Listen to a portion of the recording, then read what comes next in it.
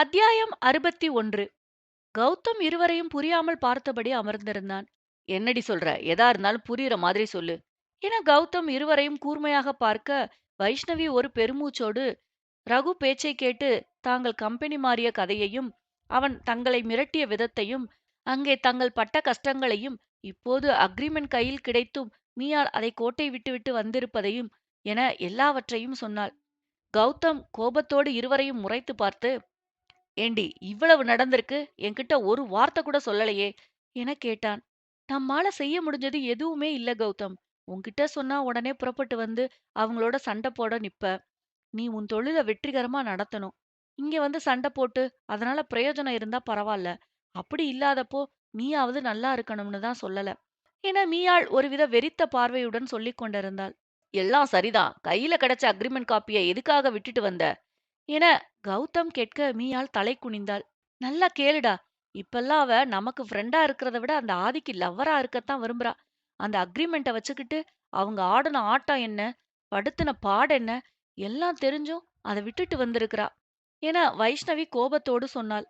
கௌதம் மீயாளை பார்க்க, சாரி கௌதம்.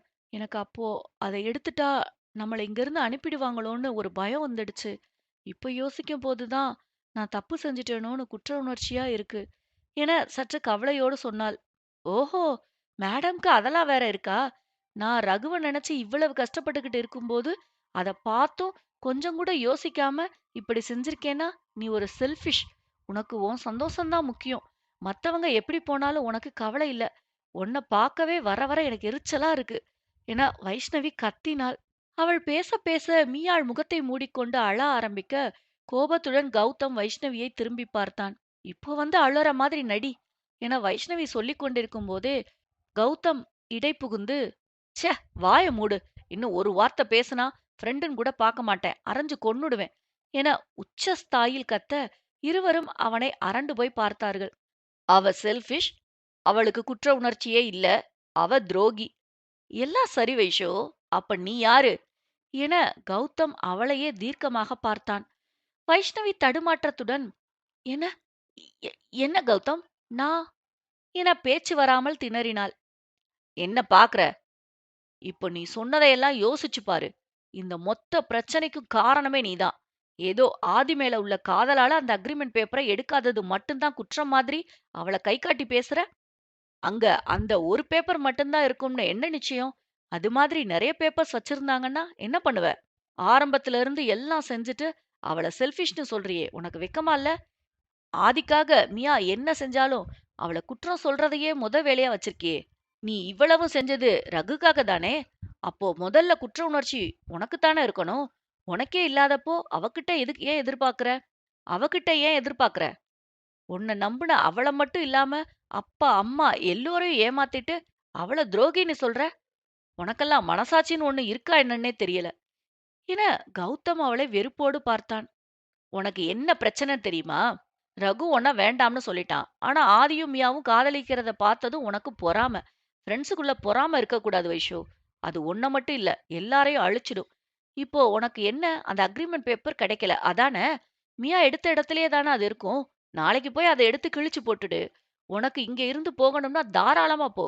ரகு கிட்ட பேசி உன்னை இங்க இருந்து அனுப்பி வைக்க வேண்டியது என் பொறுப்பு. ஆனா இன்னொரு தடவை மியாவை பத்தி தப்பா பேசுன, நான் மனுஷனா இருக்க மாட்டேன் என கௌதம் ஆக்ரோசத்தோடு பேச வைஷ்ணவி கண்களில் கண்ணீர் நிறைந்து விட்டது. என்ன பத்தி நீ எப்படி கௌதம் இப்படியெல்லாம் நினைச்ச? நான் செஞ்சத நினைச்சு எனக்கு குற்ற உணர்ச்சி இருக்காதுன்னு நினைச்சியா? ஒவ்வொரு நைட்டும் தூங்க முடியாம அவஸ்தைப்படுறது எனக்கு தாண்டா தெரியும். ரகு மேல இருந்த கோபத்துல தான் அக்ரிமெண்ட் கைக்கு கிடைச்சும் எடுக்காம வந்துட்டாளேன்னு பேசிட்டேன். உன்னை விட நான் தான் மியா கூட அதிகமா இருந்திருக்கேன் கௌதம். அவளை எனக்கு ரொம்ப பிடிக்கும். யாருக்காகவும் அவளை விட்டு கொடுக்க என்னால முடியாது. எங்களுக்குள்ள திடீர்னு அந்த ஆதி வந்தது எனக்கு பிடிக்கல. அதனாலதான் அவர பத்தி பேசினாலே எனக்கு கோபம் வருது. மத்தபடி அவ சந்தோஷமா இருந்தா அத பார்த்து பொறாமப்படுறவளா நானு? அன்னைக்கு சண்டை போடும்போது கூட என்ன விட அந்த ஆதிதான் முக்கியம்னு சொல்லும்போது நான் எவ்வளவு கவலைப்பட்டேன்னு எனக்கு தான் தெரியும். அன்னைக்கு நான் பேசுனதெல்லாம் அந்த ரகு எனக்கு சொல்லிக் கொடுத்ததுதான். அவங்க 2 பேரையும் பிரிக்கணும்னு என்கிட்ட சொன்னான். ஆனா என்னைக்கு என்ன விட அந்த ஆதி முக்கியம்னு சொன்னாலோ அப்பவே எனக்கு அவ மனசு புரிஞ்சிடுச்சு. அன்னைக்கு பார்ட்டில நான் ஃபுல் போதையில இருந்தேன். இருந்தும் மியா பேசுனதெல்லாம் என் காதுக்குள்ளேயும் இன்னும் கேட்டுக்கிட்டே இருக்கு. இனி அவங்க 2 பேர பத்தியும் நான் தப்பி தவறி கூட பேச மாட்டேன். போதுமா? அதுக்காக என்ன யாரோ மாதிரி பேசாதீங்க. எனக்கு ரொம்ப கஷ்டமா இருக்கு." என சொல்ல இருவருக்குமே அவள் மேல் கோபம் இருந்தாலும் அவளைப் போலவே தாங்களும் முட்டாள்தனமாய் நடந்து கொள்ளக் கூடாது என அமைதியாய் இருந்தார்கள். கௌதம் சமாதானமாக, "சரி விடு. இனிமே இப்படியெல்லாம் பேசக்கூடாது. சரியா? அடுத்த முறை இந்த மாதிரி நீ பேசுற மாதிரி தெரிஞ்சா, மியாவே மன்னிச்சாலும் கூட நான் உன்னை மன்னிக்க மாட்டேன்." என திட்டவட்டமாக சொன்னான். "சரி, உன் வேலையெல்லாம் எப்படி போச்சு கௌதம்?" என மியாள் வேறு பேச்சுக்கு தாவ, கொஞ்ச நேரத்திலேயே மூவரும் சகஜமாக பேசிக்கொள்ள ஆரம்பித்தார்கள். பேச்சின் முடிவில் எல்லோரும் எழுந்து வீட்டின் உள்ளே போகும்போது, "ஏ வைஷு, உண்மையிலேயே அவங்க 2 பேரையும் பார்த்தா உனக்கு பொறாமையா இல்லையா?" என கௌதம் புருவம் உயர்த்தி கேட்டான். வைஷ்ணவி அசடு வழிந்தவாறு, "லைட்டா" என சொன்னாள்.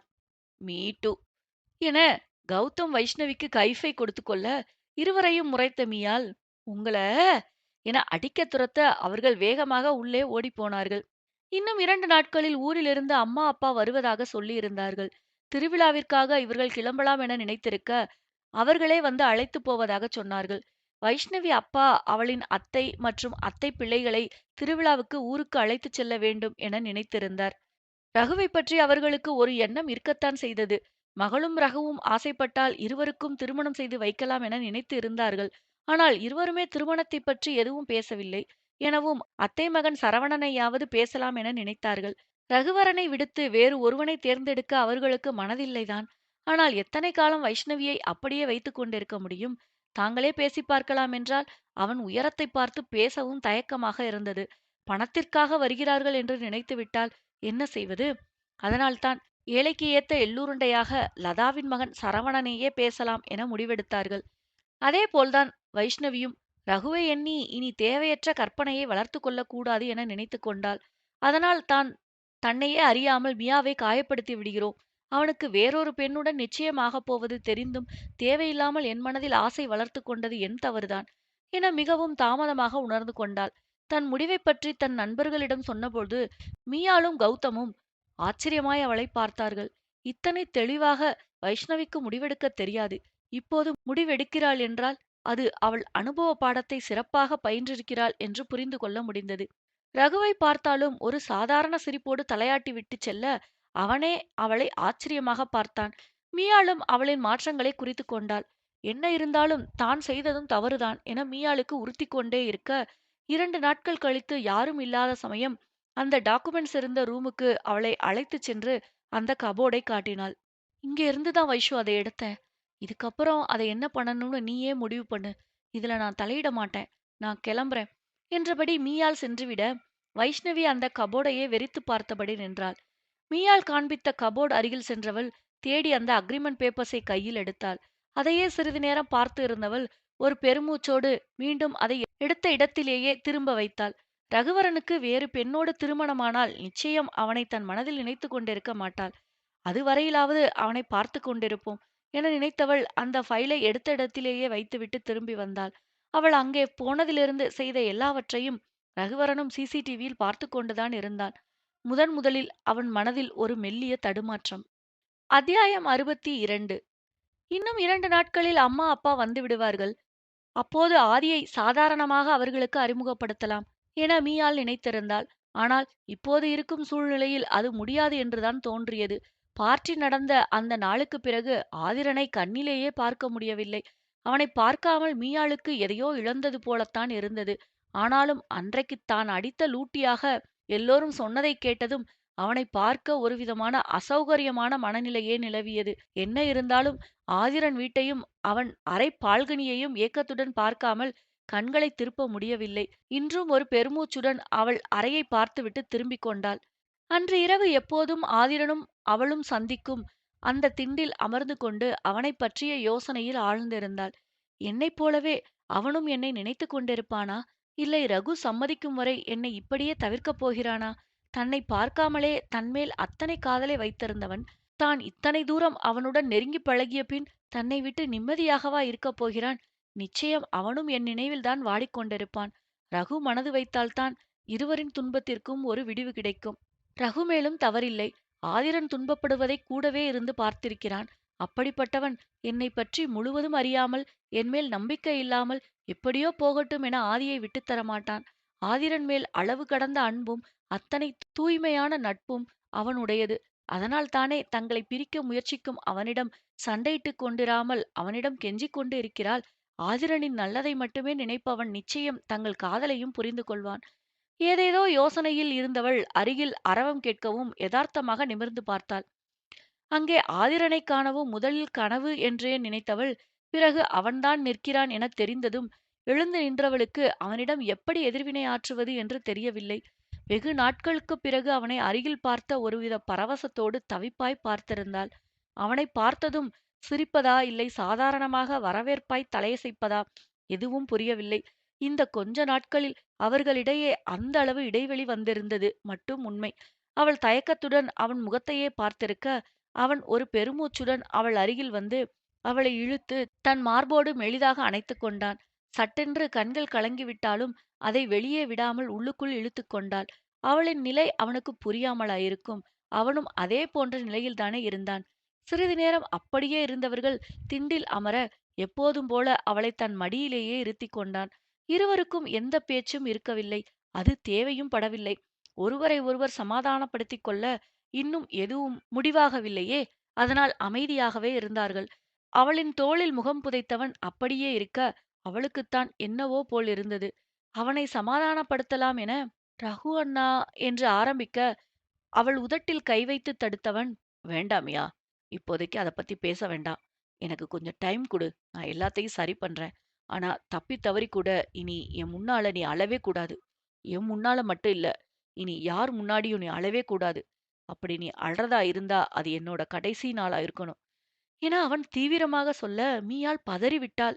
"தீரன், என்ன இது?" என்று சற்று கண்டிப்புடனே கேட்டாள். "பின்ன வேற எப்படி பேச சொல்ற? நீ அழறத பார்த்ததும் என்னால என்ன கண்ட்ரோல் பண்ணிக்கவே முடியல. அப்படியே உயிரையே வேரோட பிடுங்குன மாதிரி இருந்துச்சு. என் மேல உனக்கு அவ்வளவுதான் நம்பிக்கையாமியா? உன்னை அப்படியே விட்டுடுவேன்னு நினைச்சியா? இல்ல உன்னை விட்டுட்டு என்னால தான் இருந்துட முடியுமா? அப்படி இருக்க முடியும்னா இத்தனை வருஷம் ஏன் உன்னையே நினைச்சிட்டு இருக்க போறேன்? நீ பேசின ஒவ்வொரு வார்த்தையும் என் நெஞ்ச வாளால அறுத்த மாரி இருந்துச்சு. இந்த அளவு என் மேல காதல் வச்சிருக்கிற பொண்ண இப்படி அழ விடுறியேன்னு என்னையே சாட்டையால அடிச்சுக்கணும் போல இருந்துச்சு. போதுமியா, நீயும் நானும் அழுத வரைக்கும் போதும். ரகு கிட்ட பேசி அவன காம்ப்ரமைஸ் பண்ண வேண்டியது என் பொறுப்பு. அவனுக்கு என் சந்தோஷம் தான் முக்கியம். நான் எடுத்து சொன்னா புரிஞ்சுப்பான். ஆனா இதுக்கு அப்புறம் எதையும் யோசிச்சு உன்னை நீயே குழப்பிக்க கூடாது. சரியா?" எனக் கேட்க அவளும் சரி என்று தலையாட்டினாள். "இவ்வளவு தூரம் பேசுற நீங்க, அப்புறம் ஏன் என்ன பார்க்கவே வரல?" என மீயாள் வருத்தத்தோடு கேட்டாள். "நான் வரலைன்னு யார் சொன்னது? நான் தினமும் இங்க வந்துட்டு தான் இருக்கேன். ஆனா நீ தான் வெளியிலயே வரல." என ஆதிரன் சோர்வோடு சொன்னான். "என்னது? தினமும் வரீங்களா? அப்போ என்ன கூப்ட்டுருக்கலாம் தானே?" "நீயே வருவேன்னு எதிர்பார்த்தேன். நான் வந்து உன் ஜன்னல் கதவ தட்டும்போது, உன் ஃப்ரெண்ட் இந்த ரூம்ல இருந்தா என்ன பண்றது? அதான் நீயே வரும்போது வரட்டும்னு இருந்தேன். இன்னைக்கு நீ என் பால்கனியையே ஏக்கமா பார்க்கும்போது, அடுத்த நிமிஷம் அங்க இருக்க முடியாம தான் உடனே இங்க ஓடி வந்தேன்." என ஆதிரன் தவிப்போடு சொன்னான். "என்னால வீட்டுக்கும் வர முடியல, ஆபீஸ்லயும் உங்கள பார்க்க முடியலன்னு கவலையில இருந்தேன் தீரன். உங்கள பார்க்காம என்னால இயல்பா இருக்கவே முடியல. நீங்க இங்க வர்றது மட்டும் தெரிஞ்சிருந்தா, நான் உங்களுக்கு முன்னாடியே வந்து வெயிட் பண்ணிட்டு இருந்திருப்பேன். நீங்க இங்க வருவீங்கன்னு நான் எதிர்பார்க்கல." நீ இங்க வரமாட்டேன்னு நான் ஓரளவு எதிர்பார்த்தேன். ஆனாலும், நான் இங்க வந்து உட்காரும்போது கொஞ்சம் ரிலாக்ஸா இருந்துச்சு. இல்லைன்னா, உன்ன பார்த்தாலும் உன்கிட்ட பேசாம இத்தன நாள் என்னால ஓட்டியிருக்க முடியுமா? என புன்னகையோடு கேட்டான். அவளும் புன்னகையுடன் அவன் தோளில் சாய்ந்து கொண்டாள். சிறிது நேரம் அப்படியே கரைய திடீரென்று ஞாபகம் வந்தவளாக, "தீரன், நான் சொல்ல மறந்துட்டேன். திருவிழாவுக்கு எங்கள அழைச்சிட்டு போறதுக்கு அம்மா, நாகேந்திரன் மாமா, சண்முகம் அப்பா, அம்பிகா அம்மா, கௌதமோட அம்மா, அப்பா எல்லாரும் வர்றாங்க." என சற்று கலவரத்துடனே சொன்னாள். "என்னது? அப்ப நீ ஊருக்கு போறியா?" என ஆதிரன் சற்று கவலையாக கேட்டான். "ஊருக்கு போனாலும் 2 நாள் கழிச்சு வந்துருவேன் தீரன். ஆனா அது இப்ப பிரச்சனை இல்ல. இந்த தடவ ஊருக்கு வரும்போது எனக்கும் வைஷ்ணவிக்கும் மாப்பிள பார்க்கலாம்னு வீட்ல முடிவு பண்ணியிருக்காங்க. இது ஏற்கனவே எடுத்த முடிவுதான். உங்கள அப்போ எனக்கு தெரியாததுனால உங்க இஷ்டம்னு சொல்லிட்டேன். வைஷுக்கு ரகுவ பார்க்கலாம்னு தான் எல்லாம் இப்ப யோசிச்சு வச்சிருந்தாங்க. ஆனா அவங்க 2 பேருமே எதுவும் சொல்லலேன்னு இப்போ அத்தை பையன பேசி முடிக்கலான்னு இருக்காங்க. அவளோட சேர்த்து எனக்கும் முடிக்க போறதா அன்னைக்கு அம்மா சொல்லிட்டு இருந்தாங்க. அதே நினைப்புல இருந்ததுனால தான் அன்னைக்கு பார்ட்டில கூட கொஞ்சம் மோசமா நடந்துக்கிட்டேன். இந்த தடவ அவங்க எல்லாம் இங்க வரும்போது நீங்களும் இங்க வந்துடுங்க. நான் சும்மா என்னோட பாஸ் நல்ல ஃப்ரெண்ட்லி டைப்ன்னு இன்ட்ரோடியூஸ் பண்ணி வைக்கிறேன். அம்மா கிட்ட கொஞ்சம் நல்லபடியா பேசுங்க. ஊருக்கு போய் ஏதாவது வரன் பார்க்குற மாதிரி இருந்துச்சுன்னா, பொறுமையா உங்கள பத்தி எடுத்து சொல்லி புரிய வைக்கிறேன். கௌதமும் பேசுறதா சொல்லியிருக்கான். ஆனா எல்லாரும் வரும்போது நீங்க கட்டாயம் நேரம் ஒதுக்கி இங்க வந்துடணும். சொல்லிட்டேன். என மீயாள் சற்று கண்டிப்புடனே சொன்னாள். சரிடி. ரகு இங்க இல்லாத சமயம் கண்டிப்பா நான் வந்து பார்க்குறேன். அத விட வேற என்ன வேலை எனக்கு சொல்லு? என ஆதிரன் அழுத்தமாக சொன்னான். நேரம் ஆகிவிட்டதை உணர்ந்து இருவரும் அங்கிருந்து எழ, ஆதிரன் அவள் இதழில் மென்மையாக இதழ் பதித்து, குட் நைட் என சொன்னான். அவனையே பார்த்திருந்த மீயாள், அவன் அருகில் சென்று, அவன் கண்களையே ஆழப் பார்த்தாள். பிறகு எப்போதும் அவன் செய்வதை இப்போது அவள் செய்தாள். அவன் கீழ் உதட்டை மட்டும் தனியாக சுவைத்தவள், மேல் உதட்டையும் மெல்ல மெல்ல ஆக்கிரமிக்க, ஆங்கில முத்தம் எப்போது பிரெஞ்சு முத்தமாக ஆனதோ தெரியவில்லை. இத்தனை நாட்களும் தங்களுக்குள் இருந்த ஏக்கத்தை முத்தத்திலேயே தீர்த்துக் கொண்டனர். இந்த முறை அதிகம் இதழ்களை ஆக்கிரமித்தது மீயாள்தான். அவனை முத்தத்தாலேயே மூழ்கடித்து திணறச் செய்தாள். சற்று நேரம் கழித்து இருவரும் விலகி ஒருவரை ஒருவர் கண்களாலேயே தழுவிக்கொண்டு தங்கள் தாபத்தை வெளிப்படுத்திக் கொண்டனர். சீக்கிரமே என்கிட்ட வந்துடுடி. I can't control my myself பெருமூச்சோடு சொல்ல, அவனை விட்டு விலகி குட் நைட் தீரன், நாளைக்கு பார்க்கலாம் என்றபடி மீயாள் வெட்கத்தில் சிவந்த முகத்துடன் தனது அறைக்குள் ஓடி மறைந்தாள். நாணத்தோடு தலை குனிந்தபடி ஓடும் அவளையே ஆதிரன் புன்னகையோடு பார்த்துவிட்டு, கூடிய சீக்கிரமே உன் கவலையெல்லாம் தீர்ந்துடு யாழி. யார் நம்மள பிரிக்க நினைச்சாலும் நம்ம காதல் நம்மள ஒண்ணு சேர்க்கும். அந்த நம்பிக்கை எனக்கு இருக்கு என சொன்னவன், love you Yazhi, love you lot என்றபடி அவள் போன திசையை பார்த்து நின்று கொண்டிருந்தான். அத்தியாயம் 63. அன்று ஊரிலிருந்து தங்கள் பெற்றோர்கள் வருவதாக சொல்லியிருக்க, மூவரும் ஸ்டேஷனுக்குச் சென்று அழைத்து வந்தார்கள். வெகு நாட்கள் கழித்து கௌதமை பார்த்து எல்லோருக்கும் அப்படி ஒரு மகிழ்ச்சி. ஆசையோடு அவனை அணைத்துக் கொண்டு நலம் விசாரித்தார்கள். வீட்டிற்கு வந்ததும் கௌதமுக்கு மட்டும் பார்த்து பார்த்து ஒவ்வொன்றாக செய்து கொடுத்தார்கள். பாத்தியாடி இவங்களுக்கு கொழுப்ப, குத்துக்கல்லாட்ட நாம 2 பேரும் எதிர்ல இருக்கோம். நம்மள விட்டுட்டு அவனை எப்படி கவனிக்கிறாங்கன்னு பாரு. ஏற்கனவே மாடுன்னு பேர் வச்சுதான் மாடு மாதிரி திங்கறான். இப்போ இப்படி கவனிச்சா நிஜ மாடு தோத்துடும் என வைஷ்ணவி அவர்களை பார்த்து பொறுமினாள். டி என மீயாள் ராகம் வாசித்தாள். கொஞ்ச நேரத்தில் அஜய், விஷால், அன்வர் எல்லோரும் வந்துவிட அந்த இடமே களை கட்டியது. மதிய உணவு தயாராகிவிட மீன் குழம்பு வாசம் அந்த இடத்தையே நிறைத்தது. ஐயோ, என்ன வாசனை, என்ன வாசனை! சாப்பிடுறதுக்கு முன்னாடியே வயிறுது நிறைஞ்சிடும் போல இருக்கே. அம்மா, சீக்கிரமா சாப்பாடு எடுத்து வைங்க என அஜய் உரிமையாக டைனிங் டேபிளின் முன்னால் அமர்ந்து விட்டான். டேய் தின்னி பண்டாரம், என்ன அவசரம்டா உனக்கு? எல்லாரும் ஒண்ணா உட்கார்ந்து சாப்பிடலாம்ல என அன்வர் அவனுக்கு அருகில் அமர்ந்தான். ஐயோ சார், எங்கள குறை சொல்றாரு.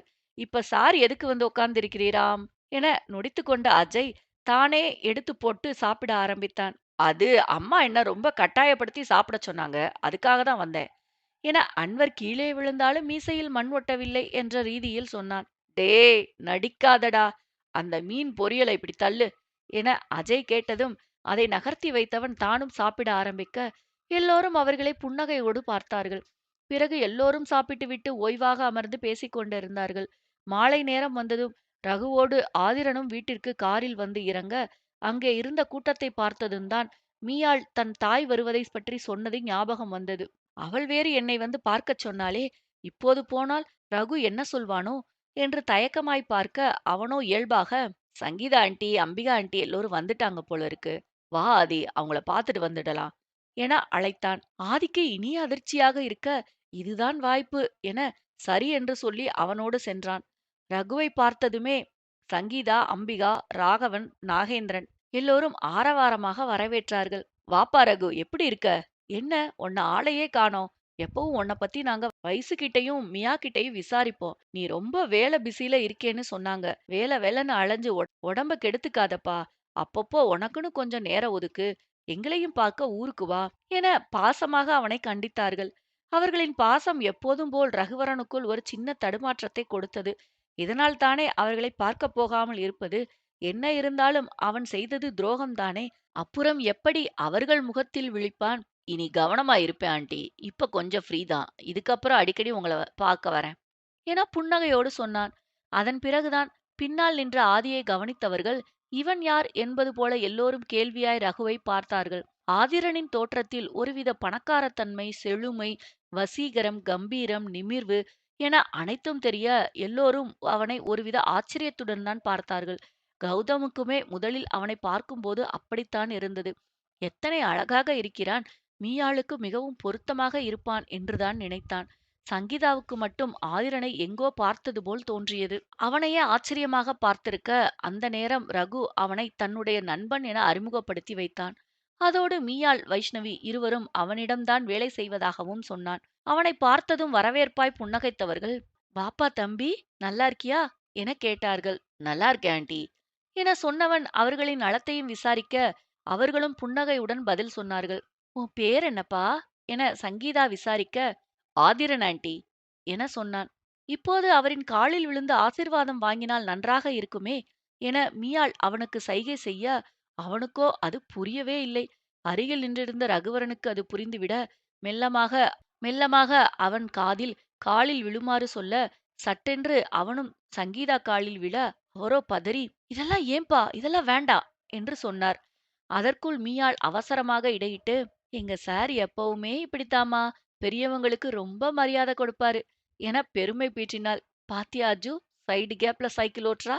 வைஷ்ணவி. "இப்போ அவ இப்படி ஏதாவது கிடைக்கிற கேப்ப ஃபில் பண்ணாதான் உண்டு." விசால். "இது வைஷுவோட அப்பா ராகவன், அம்மா அம்பிகா" என மீயாள் அவர்களை அறிமுகப்படுத்தி வைக்க, அவர்கள் காலிலும் விழுந்து எழுந்தான். தன் தாய்மாமா என நாகேந்திரனை காட்ட, அவளை முறைத்துவிட்டு பின்னர் அவர் காலிலும் விழுந்து எழுந்தவன் அவளை முறைத்துவிட்டு பின்னர் அவர் காலிலும் விழுந்து எழுந்தவன் அவ்வளவுதானா என்பது போல அவளைப் பார்த்தான். அதன் பிறகு கௌதம் அம்மா அப்பாவை மீயால் காட்ட, ஒன்றும் பேசாமல் அவர்கள் காலிலும் விழுந்தவன் கொலை வெறியோடு அவளை முறைத்தான். ரகுவரனுக்கு சட்டென்று சிரிப்பு வேறு வந்தது. ஆதிரனைப் பற்றி நன்றாக அறிந்தவன் அத்தனை தூரம் யாருக்கும் இறங்கிப் போக மாட்டான். இப்போது அவள் ஒவ்வொருவர் காலிலும் விழச் சொன்னது நிச்சயம் அவன் எரிச்சலைக் கூட்டியிருக்கும். அவரே அமைதியா இருந்தாலும், இவ கெடுத்து விட்டுருவா போல இருக்கே! பொறுமையா எல்லோரையும் அறிமுகப்படுத்தி, அப்புறம் கால்ல விழச் சொன்னா என்ன? எடுத்த உடனே இவளுக்கு ஸ்கோர் பண்ணணும் போல என கௌதம் தலையில் அடித்துக் கொண்டான். ஆதிரன் முகத்தைப் பார்த்ததும் மீயாளுக்கு ஐயோ என்று இருந்தது. அவனை திசை திருப்பும் பொருட்டு, "சார், காஃபி குடிக்கிறீங்களா?" என அன்பாக உபசரித்தாள். அவள் கேட்டதும் தான் சங்கீதாவுக்கு ஞாபகம் வர, "ஆமா தம்பி, அப்படியே நிக்க வச்சு பேசுறேனே, கொஞ்ச நேரம் உட்காருங்க, 2 பேருக்கும் காஃபி எடுத்துட்டு வரேன்" என உள்ளே ஓடினார். அவர் காஃபி கொண்டு வந்து கொடுக்க, "அம்மா, அதிகமா சுகர் கலக்கலைல, காஃபி பொடியும் மீடியமா தானே கலந்த, சாருக்கு அப்படி இருந்தாதான் பிடிக்கும்" என சொல்ல, சங்கீதா அவளை ஒரு மாதிரியாக பார்த்தார். "அது ஒண்ணும் இல்லம்மா, அப்படி சாப்பிட்டாதான் நல்லதாம். சாருக்கு ரொம்ப ஹெல்த் கான்சியஸ்" என பெருமையாக வேறு சொன்னாள். "நீ சொன்னபடிதான் கலந்திருக்கேன்" என காஃபியை சங்கீதா இருவரிடமும் கொடுத்தார். மீயாள் தன் நண்பர்களுக்கு கண்ணை காட்ட, அவர்களும் புரிந்து கொண்டது போல் ஆதிரனை பற்றிய பேச்சைத் தொடங்கினார்கள். "எங்க சாருக்குன்னு சொந்தமா நெறைய கம்பெனிஸ் இருக்கு ஆண்டி." விசால். "ஆமா, ஏன்னா எங்க சார் ரொம்ப திறமையானவரு" என அஜய் கோரஸ் பாடினான். அவனிடம் தனியாக ஏதேனும் சொல்லச் சொன்னால் சொதப்பி விடுவான் என்பதால் அவனை கோரஸ் பாட மட்டுமே சொல்லியிருந்தாள். "அவருடைய எல்லா கம்பெனிஸும் டாப்ல தான் இருக்கு." அன்வர். "ஆமா, ஏன்னா எங்க சார் ரொம்ப உழைப்பாளி." அஜய். "எங்க சாருக்கு கீழ கிட்டத்தட்ட ஆயிரக்கணக்கான பேர் வேலை செய்றாங்க." வைஷ்ணவி. "ஆமா, ஏன்னா அவர் நல்ல முதலாளி." அஜய். "எங்க சார் பண்றது எல்லாமே கம்பெனி, ஷோரூம், ஹோட்டல்னு பெரிய பிசினஸ் தான். இந்த சிட்டியிலேயே டாப் ஆஃப் தி பிசினஸ் மேன்ல இவரும் ஒருத்தர்." விசால். "ஆமா, ஏன்னா" என அதற்கு மேல் அஜய்க்கு அவர்கள் சொல்லிக் கொடுத்தது ஞாபகம் வராமல் போக, "அவர் ரொம்ப நல்லவரு" என சொன்னான். "என்ன இவன் சொதப்ப ஆரம்பிக்கிறான்" என எல்லோரும் ஒருவரை ஒருவர் பார்த்துக் கொண்டாலும், தாங்கள் எடுத்த முயற்சியை இடையில் நிறுத்தாமல் தொடர்ந்தார்கள். "எல்லாத்துலயுமே எங்க சாருக்கு கோடிக்கணக்குல வருமானம் வரும்." அன்வர். "ஆமா, ஏன்னா எங்க சார் ரொம்ப நல்லவரு." அஜய். அஜய்க்கு அவர்கள் சொல்லிக் கொடுத்த எதுவும் ஞாபகம் வராததால், இது ஒன்றை மட்டுமே வைத்து ஓட்டுவோம் என முடிவு செய்து விட்டான். ஆனால் இவர்கள் செய்த கூத்தில் ஆதிரன் தான் உட்கார முடியாமல் நெளிந்து கொண்டிருந்தார். "பணங்காச கூட விடுங்க, எங்க சார போல ஒரு ஜென்டில்மேன நீங்க பார்க்கவே முடியாது." வைஷ்ணவி. "ஆமா, ஏன்னா எங்க சார் ரொம்ப நல்லவரு." அஜய். "இவர மாதிரி ஒருத்தரை எங்க தேடினாலும் நம்மளால கண்டுபிடிக்க முடியாது. ரொம்ப திறமை உள்ளவரு." கௌதம். இந்த விளையாட்டுக்கே நான் வரவில்லை என்று சொன்ன கௌதமையும் மிரட்டி மீயாள் பேச வைத்திருந்தாள். "ஆமா, ஏன்னா எங்க சார் ரொம்ப நல்லவரு." "இவன் என்ன இதையே சொல்கிறான்" என நினைத்த மீயாள், அவனின் காலில் மிதித்து வாயை மூடும்படி செய்கை செய்ய, அவனோ ஐயோ அம்மா என அலறினான். நீ சொன்னத தானடி சொன்னேன். என்ன ஏண்டி மிதிக்கிற? என அஜய் கோவப்பட, ரகுவரன் குடித்துக் கொண்டிருந்த காப்பியை துப்பிவிட ஆதிரனுக்கும் புரையேறிவிட்டது. மீயாளுக்கு ஐயோ என்று இருந்தது. எல்லோரையும் ஒருமுறை பார்த்தவள், நான் எப்பவும் எங்க சார் ரொம்ப நல்லவருன்னு சொல்வேனா, அதத்தான் சொல்றா என இழித்து வைத்தாள்.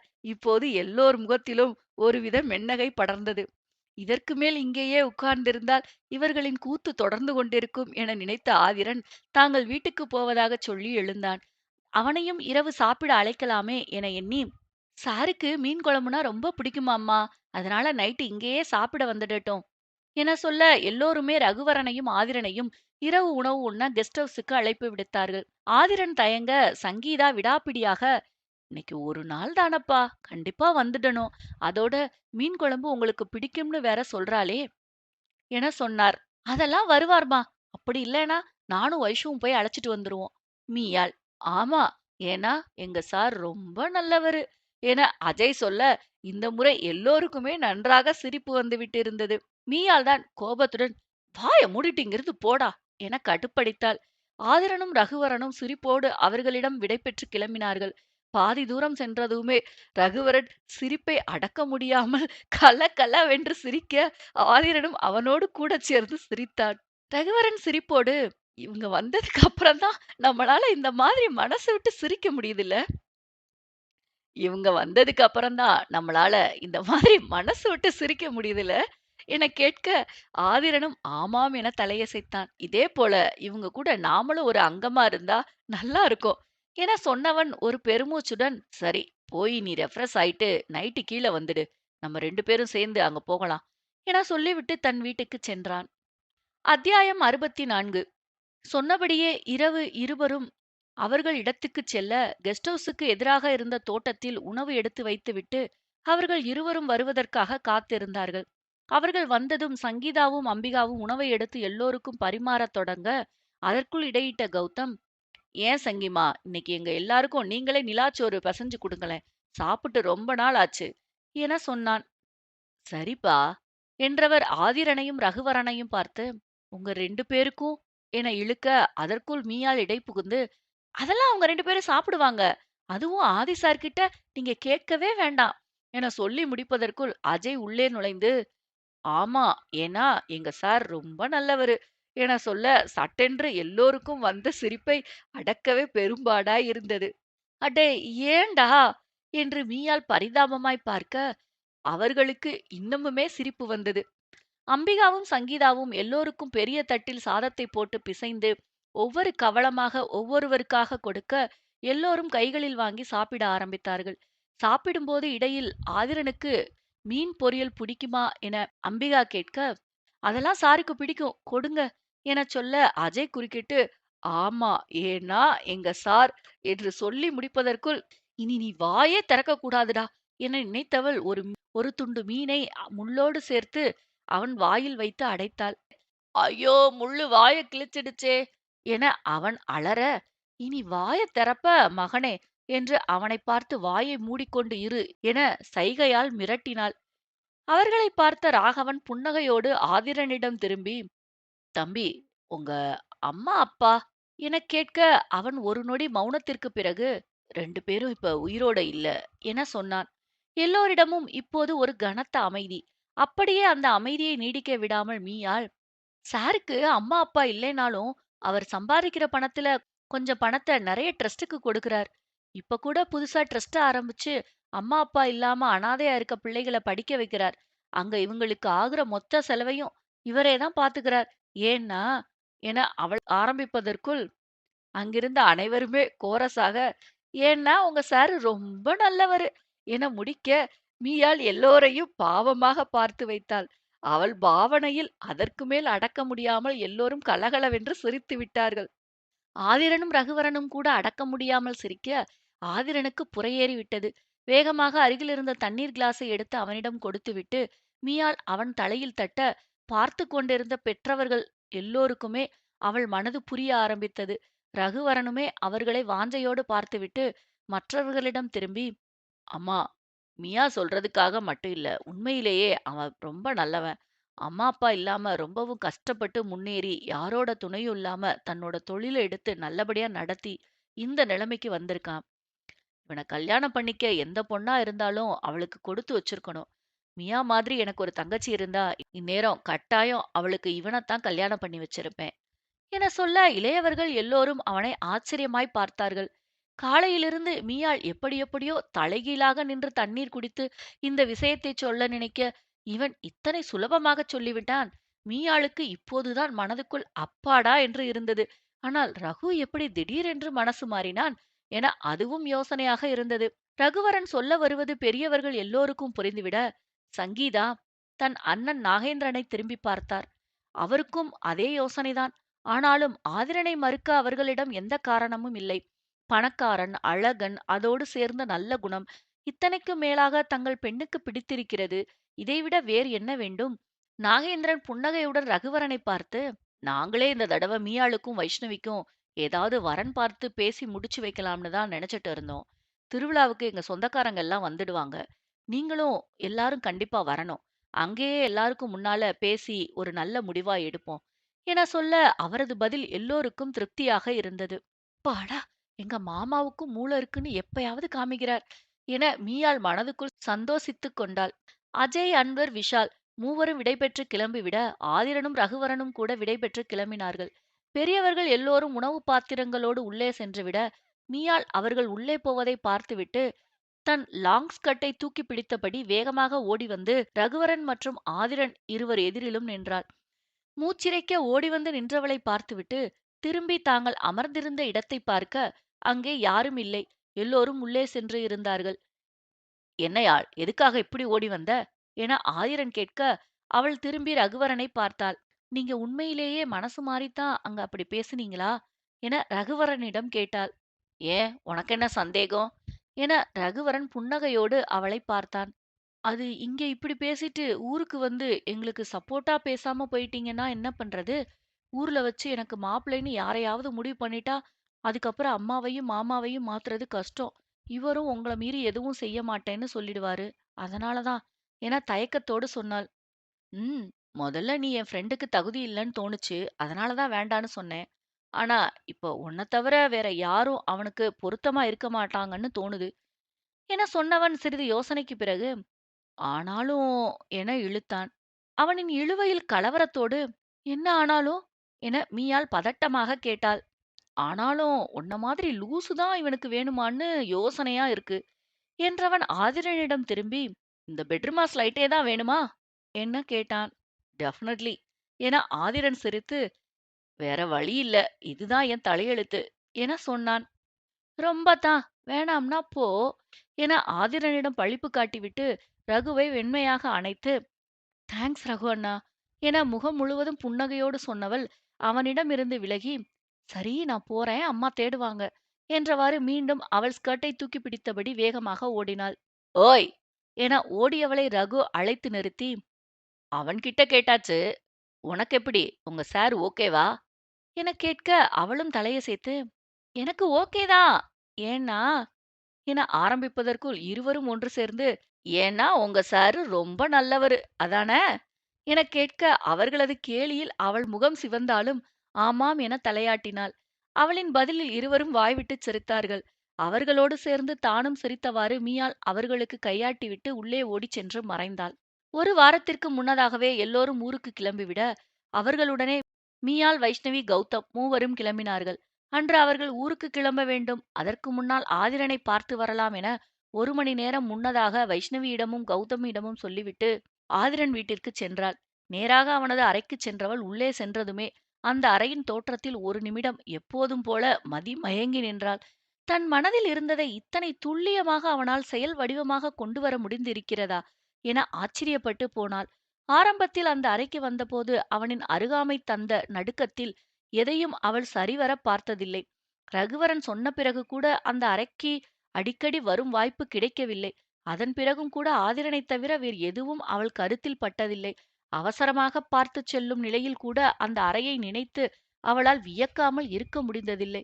இன்று நிதானமாக பார்க்கும்போது அந்த அறையின் அழகோடு சேர்த்து வேறு சில எண்ணங்களும் தோன்றியது. தனது ஆசையாக வைஷ்ணவி இதையெல்லாம் குறுஞ்செய்தியில் குறிப்பிட்டிருந்தாலும் கூட, இத்தனை துல்லியமாக தன் மனதில் இருந்ததை அவனால் எப்படி செயல் வடிவமாக கொண்டு வர முடிந்தது? ஏதோ ஒன்று அவளுக்கு நெருடலாகத்தான் இருந்தது. இதைப் பற்றி வைஷ்ணவியிடம் கேட்டாலும் பதில் இருக்காது. ஆதிரனும் வாய் திறந்து எதுவும் சொல்ல மாட்டான். ரகுவிடம் கேட்கலாம் என்றால், இப்போது இருக்கும் சுமூகமான நிலையில் தேவையில்லாத பிரச்சனையை கிளற அவளுக்கு விருப்பமில்லை. முதலில் நல்லபடியாக திருமணம் முடியட்டும். அதற்குப் பிறகு எல்லாவற்றையும் பொறுமையாக விசாரித்துக் கொள்ளலாம். இப்படி யோசித்தாலும் கூட, தனக்குத் தெரியாத ஏதோ ஒன்று அவர்களுக்குள் இருக்கிறது என்பது அவளுக்கு ஊர்ஜிதமாகி இருந்தது. அதைப் பற்றியே யோசித்துக் கொண்டிருந்தவள், பின்னால் அரவம் கேட்கவும், திரும்பிப் பார்ப்பதற்குள் அவளை இடையோடு வளைத்திருந்தவன் அவள் கழுத்தில் முகம் புதைத்தான். "தீரன்" என்று அவள் அவனிடமிருந்து விலகி திரும்ப நினைக்க, அவளோ அவன் அணைத்த பிடியை இன்னும் இறுக்கமாக்கி, அவளுள் இன்னும் ஆழமாகப் புதைந்தான். "என்ன ஆயிற்று இவனுக்கு?" என தலையை மட்டும் திருப்பி முகம் பார்த்தாள். அவன் முகம் வாடிப் போயிருந்தது. "என்னாச்சு தீரன்? நீ இன்னைக்கே ஊருக்கு போயாகணுமா? இன்னும் ஒரு வாரம் இருக்கே திருவிழாவுக்கு." "நானும் சொல்லி பார்த்தேன் தீரன். அங்க ஊர்ல போட்டது போட்டபடி இருக்கு. போகணும்னு சொல்றாங்க. நீங்க போங்க, நான் பின்னால வர்றேன்னு சொன்னா, இங்க இருந்து என்ன பண்ண போறேன்னு திட்டுறாங்க. ஒரு வாரம் தானே தீரன், சீக்கிரம் ஓடிடும். நீங்களும் முதல் நாளே அங்க வந்துடுங்க." என சொல்ல அவன் பெருமூச்சு விட்டான். "எனக்கு என்னவோ உன்னை விட்டுட்டு இருக்கவே மனசில்ல. ஆனா உன்னை கட்டாயப்படுத்தவும் தோணல" என வருத்தத்தோடு சொன்னான். அவனிடமிருந்து விலகி அவன் கன்னத்தைப் பிடித்து தன்னை பார்க்கச் செய்தவள், "புரியுது தீரன். ஒரு வாரம் தானே. திருவிழா முடிஞ்சதும் நானும் முடிஞ்சவரை உங்க கூடவே கிளம்பி வர பாக்குறேன்" என சொல்லி அவன் கன்னத்தில் அழுந்த முத்தமிட்டாள். என்னவோ அவனுக்கு மனம் ஒரு மாதிரி இருக்க, அவள் இதழ்களில் முத்தமிட்டவன் தவிப்போடு மீண்டும் மீண்டும் அவள் இதழ்களை நாடினான். அவனின் தவிப்பை புரிந்து கொண்டவளும் அதை குறைக்க அவனோடு சேர்ந்து இசைந்து கொடுத்தாள். மனதே இல்லாமல் அவளை விடுவித்தவன் மீண்டும் ஒருமுறை அவள் இதழில் அழுந்த முத்தமிட்டு, "இன்னைக்கே நீ போயாகணுமா?" என கேட்டான். இது என்ன, இவன் ஆரம்பத்திலிருந்து வருகிறான் என நினைத்தவள், நான் இங்கே நிற்க நிற்க இவனுக்கு இப்படித்தான் ஏதாவது தோன்றும், நைஸாக கிளம்பிவிட வேண்டியதுதான் என்று யோசித்து தனது கையில் இருந்த வாட்சை பார்த்தவள், "தீரன், எனக்கு நேரமாச்சு. நான் உடனே போயாகணும். எல்லாரும் என்ன காணோம்னு வீட்ல தேடப் போறாங்க. நான் சொல்லாம வந்துட்டேன். சரி, நான் கிளம்புறேன். போயிட்டு உங்களுக்கு வீடியோ கால் பண்றேன். ஒழுங்கா என் போனை எடுங்க" என சொன்னவள் அவனை கன்னத்தில் முத்தமிட்டு விட்டு கீழே இறங்கி ஓடினாள். அவள் அப்படி ஓடாமல் இருந்திருந்தால் அவனுக்கு அவளை விட மனம் இருந்திருக்குமோ என்னவோ. பெருமூச்சுடன் போகும் அவளையே பார்த்திருந்தான். அத்தியாயம் 65. மறுநாள் காலையில்தான் எல்லோரும் ஊருக்குச் சென்று சேர்ந்தனர். பெரும்பாலும் திருவிழா சமயம் காப்பு கட்டும்போது இருப்பவர்கள் காப்புக்கட்டை பிரிக்கும் வரை ஊரை விட்டு வெளியில் செல்லக்கூடாது.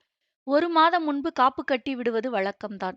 ஆனால் காப்பு கட்டும் சமயம் ஊர் பெரியவர்கள் ஒருவரின் மரணம் நிகழ்ந்து விட்டதால், இந்த வருடம் திருவிழாவை ஏற்பாடு செய்யலாமா வேண்டாமா என்ற பலத்த விவாதத்துக்குப் பிறகு 15 நாட்கள் கழித்து காப்பு கட்டுவது என்று முடிவானது. அப்போதைக்கு காப்பு கட்டவில்லை என்றதும்தான் சங்கீதா, ராகவன், அம்பிகா, கௌதமுடைய அம்மா அப்பா எல்லோரும் கிளம்பி சென்னைக்கு வந்தது.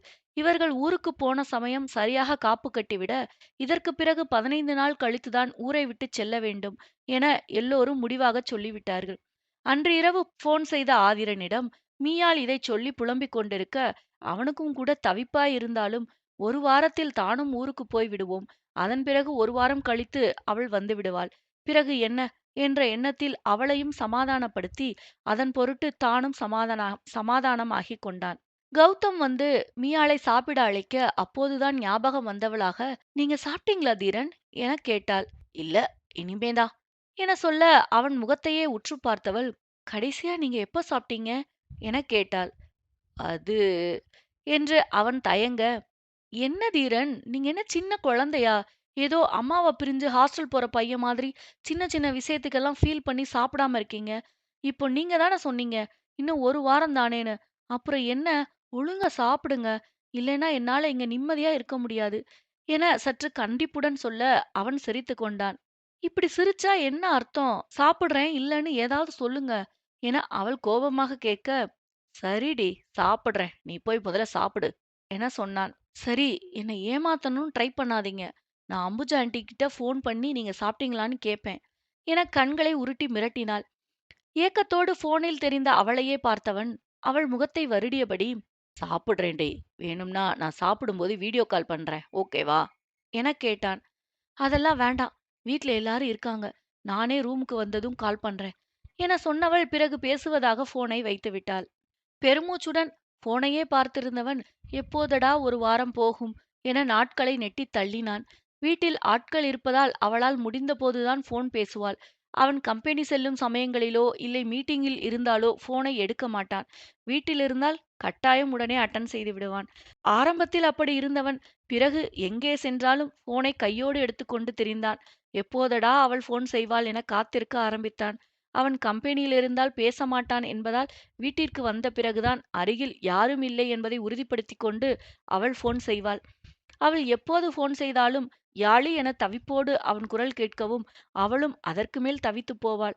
அவளுக்கும் அவனை எப்போதடா பார்ப்போம் என்றுதான் இருந்தது. அஜய், அன்வர், விஷால் மூவரும் 2 நாட்கள் முன்னதாகவே அவர்கள் ஊருக்கு வந்துவிட பிறகு அவனோடு பேச சுத்தமாக நேரமில்லாமல் போனது. நேரம் கிடைக்கும்போது பேசினாலும் ஓரிரு வார்த்தைகளுக்கு மேல் பேச முடியவில்லை. திருவிழாவுக்கு முதல் நாள் சென்னையிலிருந்து திருச்சிக்கு ஃப்ளைட்டில் செல்லலாம் என யோசித்தவர்கள் டிக்கெட் போட்டுவிட்டு அங்கிருந்து தெரிந்த நண்பன் மூலமாக காரை ஏற்பாடு செய்து தஞ்சாவூருக்குச் செல்லலாம் என முடிவெடுத்தார்கள். கடைசி நேரத்தில் கனிமொழியும் அவர்களோடு வருவதாக சொல்ல வெகுநேர யோசனைக்குப் பிறகு ரகுவரனும் சம்மதித்தான். மூவரும் கிளம்பி திருச்சியில் சென்று இறங்கும் வரை ஆதிரன் மனம் ஒருவித பரபரப்புடன் இருந்தது. கௌதம் தானே வந்து அழைக்க வருவதாகச் சொல்ல இவர்கள் மறுத்துவிட்டு தாங்களே வந்து விடுவதாகச் சொல்லிவிட்டார்கள். தஞ்சாவூர் வந்ததும் கௌதம் அவர்களை அழைக்க வந்துவிட்டான். அவனோடு மீயாளும் வருவாள் என எதிர்பார்த்த ஆதிரனுக்கு சற்று ஏமாற்றம்தான். அவனின் முகமாற்றத்தை பார்த்தே புரிந்து கொண்ட கௌதம், வீட்ல கெஸ்ட் எல்லாம் வந்திருக்காங்க சார். அதனால அவள வெளிய விடமாட்டேன்னு சொல்லிட்டாங்க. அவளும் ரொம்ப ட்ரை பண்ணி பார்த்தா. ஆனா முடியல எனச் சொன்னான். வெறுமனே தலையை மட்டும் ஆட்டிவிட்டு ஒன்றும் பேசாமல் காரில் முன் சீட்டில் ஏறியவன் சீட்டில் சாய்ந்து அமர்ந்து கொண்டான். அவளைக் காணாமல் ஆதிரன் இந்த அளவுக்கு ஏங்கிப் போயிருக்கிறானா என கௌதமுக்கு ஆச்சரியம்தான். முடிந்தவரை விரைவாக காரை செலுத்தி தங்கள் கிராமத்துக்கு அவர்களை அழைத்துச் செல்ல வாசலில் காரை கொண்டு சென்று நிறுத்தியதும் எங்கேதான் இருந்தாலோ தெரியவில்லை. அத்தனை விரைவாக முதல் ஆளாக மீயாள்தான் வாசலில் வந்து நின்றாள். காரிலிருந்து இறங்கிய ஆதிரனை அன்றுதான் முதலாக பார்ப்பது போல் தலையிலிருந்து கால் வரை முழுவதும் அங்குலம் அங்குலமாக ஆராய்ந்தாள். அவனை ஓடிச் சென்று அணைக்கத் துடித்த கைகளை கட்டுப்படுத்திக் கொண்டு திரும்பி பார்க்க சங்கீதா, நாகேந்திரன், ராகவன் மூவரும் வந்து இருவரையும் வரவேற்றனர். புதிதாக வந்த பெண்ணை யார் என்பது போல் பார்க்க ரகு தன்னுடைய ஃப்ரெண்ட் என்று அறிமுகப்படுத்தினான். அவனின் அறிமுகம் கௌதமுக்கும் சரி கனிமொழிக்கும் சரி சற்று நிம்மதியை கொடுத்தாலும் எதனால் அப்படி அறிமுகப்படுத்தினான் என்ற குழப்பத்தையும் கொடுத்தது. இருவருக்கும் ஊரறிய நிச்சயம் நடக்க இருக்கும் சமயத்தில் திருமணம் செய்ய போகிற பெண் என்றே அறிமுகப்படுத்தி இருக்கலாமே. கனிமொழிக்கு குழப்பமாக இருந்தாலும் அதை தைரியமாக கேட்டு தன்னை அப்படி அறிமுகப்படுத்திக் கொள்ள அவள் விரும்பவில்லை. அவள் வந்திருப்பதே வேறு காரணத்திற்காக. தான் வந்த காரணம் மட்டும் நல்லபடியாக நடந்தால் அந்த திருமணத்திற்கு வேலையே இருக்காது. ரகு செய்வதை பார்த்தால் தன்மேல் அவனுக்கு ஏதோ ஒருவித சந்தேகம் இருப்பதாகவே பட்டது. அந்த சந்தேகத்தை அப்படியே வளரவிட கனிமொழிக்கு விருப்பமில்லை. இங்கிருந்து போகும் முன் அதை தெளிவுபடுத்தி விடவே நினைத்தாள். ஆதிரனையும் ரகுவரனையும் கௌதம் தங்கள் வீட்டிலேயே தங்கிக் கொள்ளச் சொல்ல ஏற்கனவே வைஷ்ணவி வீட்டில் அஜய், விஷால், அன்வர் மூவரும் தங்கியிருந்ததால் மீயாள் வீட்டில் இப்போது கனிமொழி, வைஷ்ணவி இருவரும் அவளோடு தங்கியிருந்தனர். கனிமொழி பழகுவதற்கு நல்ல பெண்ணாகவே தெரிந்தாள். அவளின் நண்பர்களைப் போல் இல்லாமல் மொத்தமாக வேறு விதமாக இருந்தாள். அதனால் இரு பெண்களுக்கும் அவளை பிடித்து போனது. அவளும் உடனே அவர்களிடம் ஒட்டிக்கொண்டாள். வீட்டில் உள்ளவர்களிடமும் நன்றாக பழக ஏதோ ஒரு விஷயத்தை பேசும்போது கௌதமுக்கு மீயாள் மிகப்பெரிய தொகையை கொடுத்து உதவியது தெரிந்தது. அவன் தொழில் தொடங்க காரணமே அந்த பணம்தான் என்றபோது கௌதம் தன்னிடம் நடந்து கொண்டதற்கான காரணமும் கனிமொழிக்கு புரிந்து போனது. எப்போதடா ஆதிரன் ஊரிலிருந்து வருவான்? அவனிடம் கொஞ்ச நேரம் ஆசையாக பேசலாம், பார்க்கலாம் என்று இருந்த நிலை மாறி அவனை பார்க்கவாவது முடியுமா என்ற நிலைதான் இருந்தது. மீயாளுக்கு எரிச்சல் தாங்கவில்லை. அவர்கள் வந்தவுடனே ஆண்கள் எல்லோரும் சேர்ந்து அவனையும் அழைத்து கொண்டு கோயில் சென்று விட்டார்கள். சீக்கிரம் திரும்ப வந்துவிட்டால் எப்படியாவது யாருக்கும் தெரியாமல் சென்று அவனிடம் பேசலாம் என காத்திருக்க வெகு நேரமாகியும் அவர்கள் வரவில்லை. காலையில் நேரத்தோடு எழ வேண்டும் என பெண்கள் எல்லோரும் படுக்கச் செல்ல அவளையும் கட்டாயப்படுத்தி படுக்க வைத்து விட்டார்கள். புரண்டு புரண்டு படுத்தவள் அவர்கள் வரும் அரவமே கேட்கவில்லை எனவும் கொஞ்ச நேரத்தில் அப்படியே தூங்கிப் போனாள். மறுநாள் காலையில் எழுந்ததும் எல்லோரும் அவசர அவசரமாக கோயிலுக்கு கிளம்பினார்கள். அன்று ஊர் ஜனங்கள் நிறைய பேர் வருவார்கள் என்பதால் வைஷ்ணவியையும் மீயாளையும் சேலை கட்டுமாறு அவர்களது தாய்மார்கள் வற்புறுத்த, வேறு வழியில்லாமல் அவர்களும் வெகுநேரம் முயற்சி செய்து பட்டுப்புடவையை கட்டியிருந்தார்கள். அவர்கள் இருவரும் கட்டுவதால் கனிமொழியையும் வற்புறுத்தி மீயாள் தன்னுடைய சேலையை கொடுத்து கட்டச் சொல்லி இருந்தாள். மூவருமே அழகாக தயாராகி இருக்க, தாய்மார்களுக்கு தங்கள் மகள்களை பார்க்க பார்க்க தெவிட்டவில்லை. அத்தனை அழகாக இருந்தார்கள். கனிமொழிக்கும் அத்தனை பொருத்தமாக அந்த சேலை பொருந்தி இருக்க, மூவருக்கும் வீட்டிற்கு வந்தவுடன் திருஷ்டி சுற்றி போட வேண்டும் என அம்மாக்கள் சொல்லிக் கொண்டார்கள். கோயிலுக்குச் செல்லும்போது நிறைய இளவட்ட பையன்களின் கண்கள் அவர்களையே சுற்றி சுற்றி வந்தது. எல்லோரும் கோயிலை அடைந்தபோது ஆண்கள் எல்லோருமே ஏற்கனவே அங்கே வந்து காத்திருந்தார்கள். சாமி கும்பிட்டு விட்டு வெளியே வந்தவர்கள் திருவிழா கூட்டத்தையும் அங்கே இருந்த ராட்டினங்கள், கடைகள் என எல்லாவற்றையும் வேடிக்கை பார்த்தவாறே வந்து கொண்டிருந்தார்கள். பொதுவாகவே சென்னையிலிருந்து வருபவர்களுக்கு இதையெல்லாம் பார்க்கும்போது ஒருவித ஆர்வம் தன்னாலே தொற்றிக்கொள்ளும்.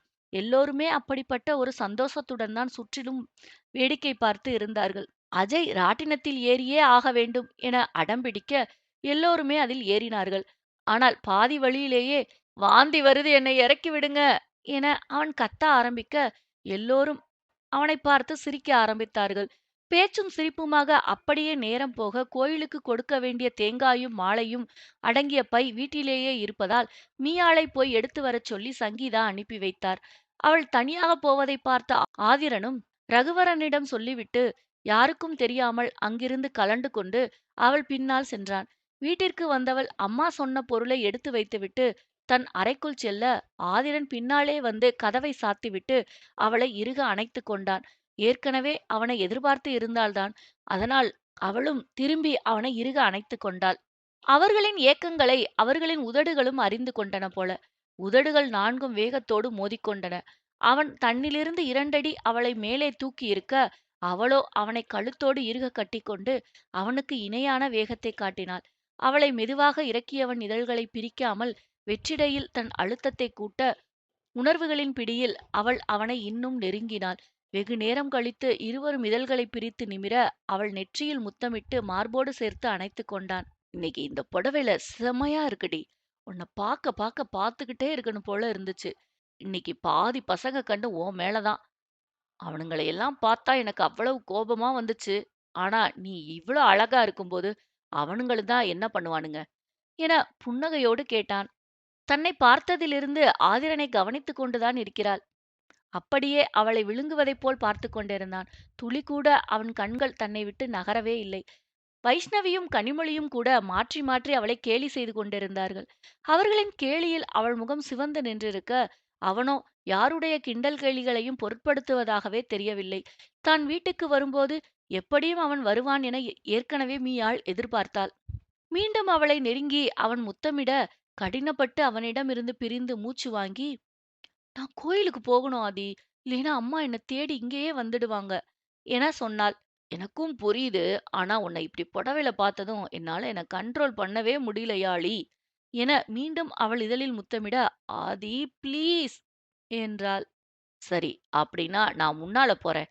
நான் இங்க இருந்தா என்னால என்ன கண்ட்ரோல் பண்ண முடியாது என சொல்லிவிட்டு வெளியில் சென்றவன் அவள் ஆசுவாசமாக மூச்சுவிட்டு நின்ற சமயம் மீண்டும் உள்ளே வந்து அவள் இதழில் ஆழ்ந்த இதழ் பதித்து மென்மையாக அதனை கடித்து இழுத்து சுவைத்து விட்டே வெளியேறினான். அவனையே திகைப்புடன் பார்த்து இருந்தவள் பிறகு வெட்கத்துடன் புன்னகைத்து கொண்டாள். எல்லாம் நல்லபடியாக சென்றிருக்க, மறுநாள் அப்படி ஒரு பூகம்பத்தை மீயாள் எதிர்பார்க்கவே இல்லை.